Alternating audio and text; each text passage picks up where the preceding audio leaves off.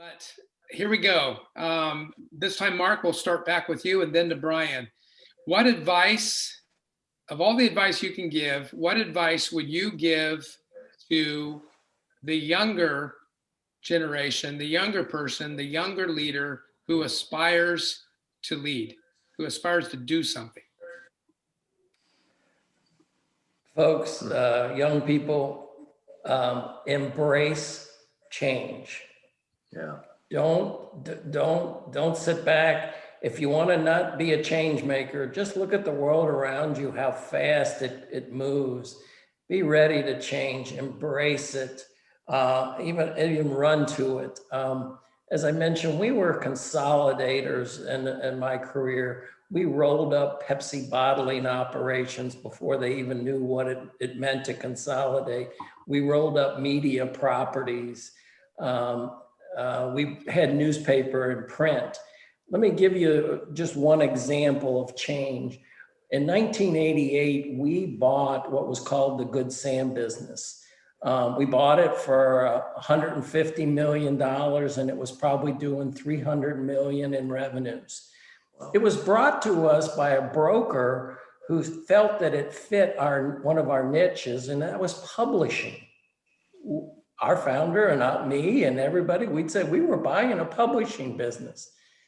Today, here we are, 2020, and there's very little left of that publishing business. But today, that business has a cap value, which is now known and traded on the market as Camping World, has probably a cap value of about $3.5 billion and revenues approaching $5 billion. So embrace change, run at it, and don't. You know, I loved a book by Jim Collins called Good to Great. And in that he says, the enemy of great is good. And so just go for it. Don't sit back and wait. That's awesome. Brian, I like the go for it part. Yeah. Brian, what about you? Oh boy. I think,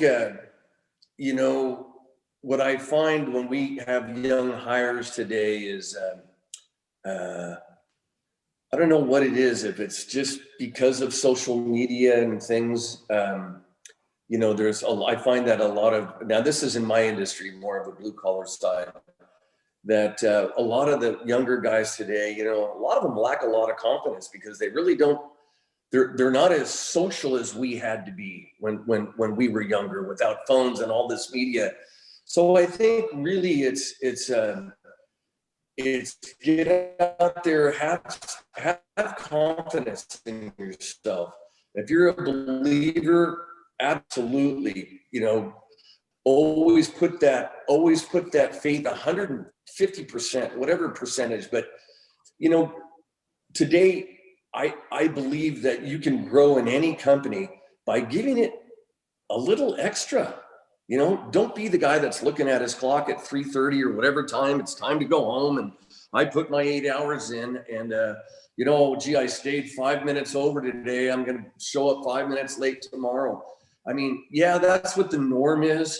And, but to anybody that wants to succeed, I taught my girls that when they were young was, work harder than the person next to you.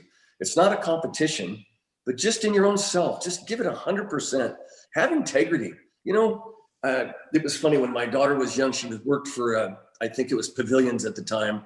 And, we made the girls work when they were in high school, part-time. I said, you have to have some kind of a, and they were bagging groceries or being in a restaurant, what do they call it? The gal up front, the hostess or server, whatever. And, my daughter used to say when she would work at the Pavilion, she'd go, every time something breaks on aisle 4, all the other baggers scattered. It's always me that has to clean it up. And I said, do you really think for a minute that your managers and the people that you work for don't see that? They see it. What do you think? They're blind or foolish? So I said, someday this will come back to you. And I said, when you need a favor, or you need, maybe it's a Friday night and it's the prom or something like that, and you want off, you're going to go to that manager and ask him for that time. My point being is that's how you build. And sure enough, every time that they went to a job, they had that one thing that I don't know how I was taught it, but both my brother and I have a work ethic, and you need an exceptional work ethic to be a leader. That's my 2 cents. It's more than 2 cents. That's good. All right.